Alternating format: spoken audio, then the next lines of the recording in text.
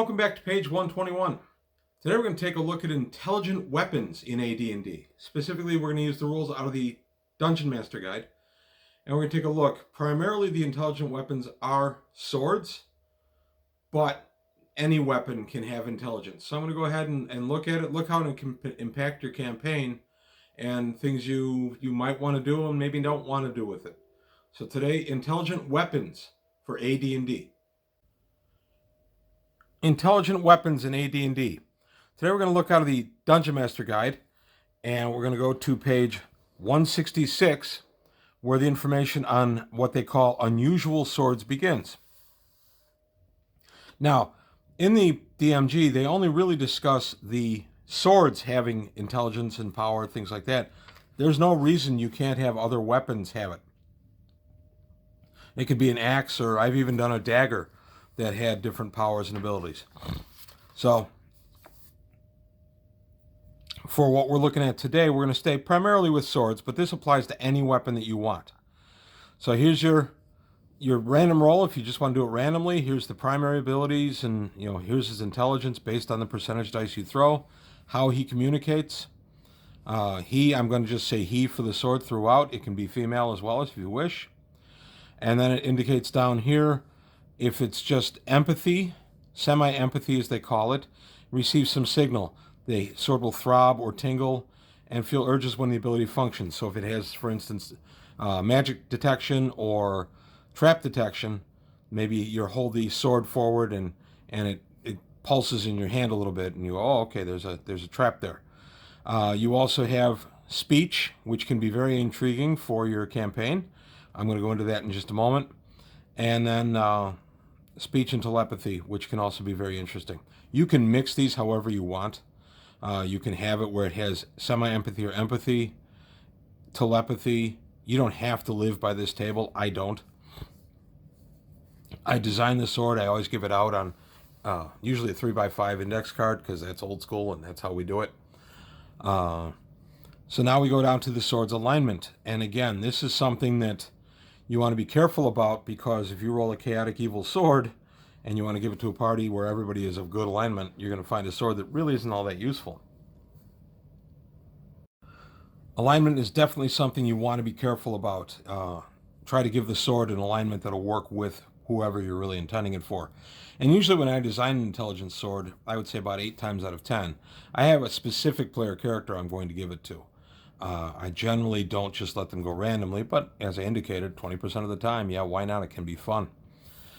You have to be careful too, because a sword with intelligence and alignment, such as the Holy Avenger, a Sharpness, or a Vorpal sword, they have alignment restrictions, so you have to be very careful with that, and that's under each of the sword's descriptions. So you come to the sword's primary abilities, and again, another random table for us to roll on, which is very useful. It can detect elevators, shifting rooms, walls within a 10-foot radius. It can tell you if it speaks, otherwise it just pulses in your hand. Sloping passages, traps, precious metals, invisible objects. There's a lot of stuff on here that you can give it. You can also give extraordinary powers, which are just powers into that the sword would let you cast. So, charm person on contact 3 times a day. So you smack that giant, the giant gets a saving throw. And if it, giant's a bad choice because it wouldn't be subject to a charmed person. So you smack that human fighter, and he rolls a saving throw after he's been hit for his 8 points of damage, and he fails the saving throw, he's charmed you. And then you say, whoops, sorry, I hurt you with my sword. That was pure accident. You're my friend now. Let's go do something together. Clairaudience, clairvoyance, determine directions in depth. ESP, flying. Sometimes you can make the flying where the sword actually drags the person into the air, kind of like Thor being towed by his hammer. Or you can just let it cast the fly spell on him. Heal 1 a day. When you get into even one of these powers, except for the clairaudience and clairvoyance, you are getting some stuff that can be stepping into artifact range. It's very easy to get a sword up into artifact level just off these tables. So just a little caution there. Then you can have a special purpose with the sword, which is it can defeat or slay a diametrically opposed alignment. So if you were chaotic good, for instance, and you were fighting a lawful evil, the sword's special power would then come up. And the special purpose power is here. When it strikes If he's, I'm chaotic good with a chaotic good sword, and I strike somebody who's lawful evil, and my power is blindness, he has to make a saving throw or he's blinded for 2 to 12 rounds. Or confusion, disintegrate. I mean, some of this is really nasty and really quick. And I just said chaotic good wielding a chaotic good sword. You don't have to have that.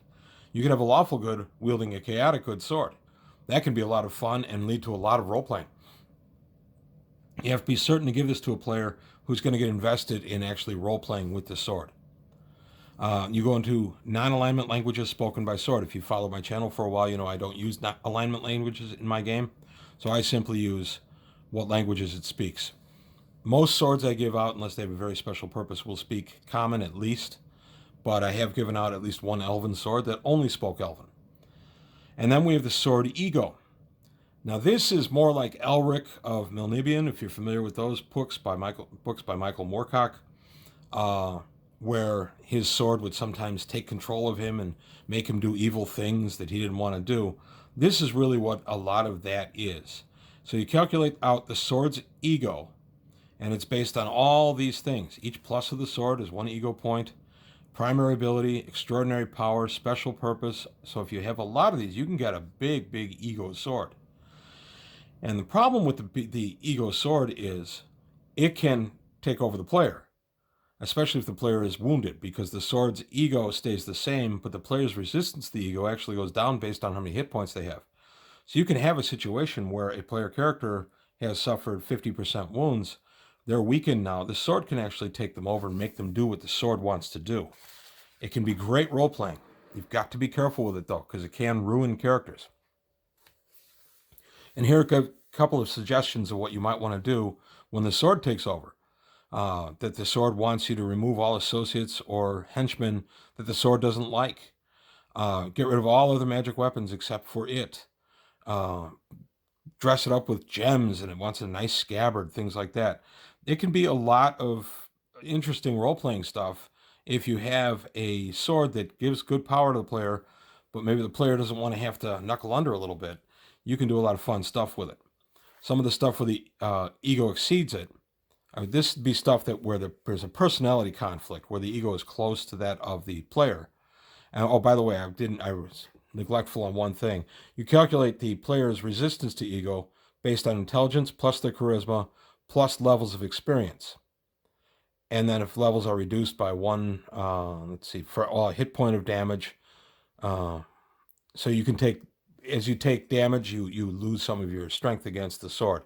So if you have an 18 resistance to the sword and the sword has a 17 ego and you're severely wounded, you could find yourself with a 17 ego sword and a 16, your current resistance is a 16. At that point, the sword can take over and make you do what it wants. Once it possesses you, it can make you do this stuff. Force you into combat. Refuse to strike opponents. Strike at a wielder or his associates. Can hit you right in the knee with your own sword. Force you, possessor, to surrender to an opponent or cause itself to drop from the character's grasp. All of these are pretty severe. All of these better be part of your actual gameplay, or you're just going to be destroying a player character.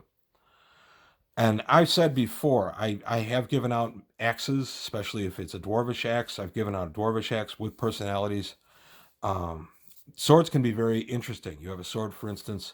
I gave out a dagger years ago to a thief, and it was a +3 dagger, and he was only about a 4th level thief. So imagine his excitement. He's got a +3 level, +3 weapon at only 4th level. How cool! But there was a little problem with the weapon. Anytime the thief tried to sneak or skulk or hide in shadows, the dagger would start yelling. And it would yell, alert, hey, there's somebody hiding here. Hey, look over here. We're over here. Things like that. Quickly became a liability to the thief, even though it was a +3 weapon. Now, the player was pretty mad at me for that. I had always intended that I would let the player go through some stuff, perform some services for a high-ranking magic user in the area, and the magic user would work to suppress that one urge of the sentient dagger.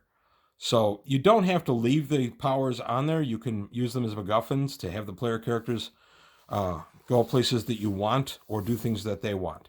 That's usually best if you've got a really good weapon, but there's some kind of drawback in the weapon. So I love magical intelligence, special swords, special. I've even done it where I did a magical shield that was intelligent, and would speak. He had detecting, I think it was goblinoids within like a half mile. The sword would vibrate ever so slightly in the wielder's hand, but the wielder had to be in physical contact with the shield to get the benefit. So he had to have it across his back or slung over his arm ready for use. So there are a lot of different things you can do. I've never done magic armor with any kind of intelligence. I'm not sure that that's something I'm really going to bother with, but it is an idea. So you can do a lot of stuff to beef up your players, and you can do a lot of stuff to mess with your players through intelligent swords, intelligent daggers, shields, armor, boots, anything you want. You can kind of mess with them a little bit by just putting an intelligence in there. And maybe the intelligence isn't very high. Maybe the sword itself is just kind of not real bright. Maybe it's only got a 6 intelligence. But maybe it speaks, and maybe it speaks its mind. So now you're arguing with something you can't shut up. You can't put a gag on it. Where you have to deal with the fact that this thing, it just isn't too bright. It's not doing stuff that would be good for you because it's not real intelligent. So just a few ideas there, just a few ways I use intelligent weapons or intelligence on inanimate objects as a whole in my campaign. Uh, this can add so much, and this is an area that I've found is largely overlooked by DMs. I'm completely for it. This is also redone in the Encyclopedia Magica books. They talk about the swords, how the intelligent swords work and such in there. There are some dragon articles that were done on this as well. So it's a pretty wide topic and can add a lot to your game. You could put 2 swords in that don't like each other. Maybe one's jealous of the other. Maybe they're opposing alignments. Maybe they just don't like each other. It can be an interesting way to run your campaign.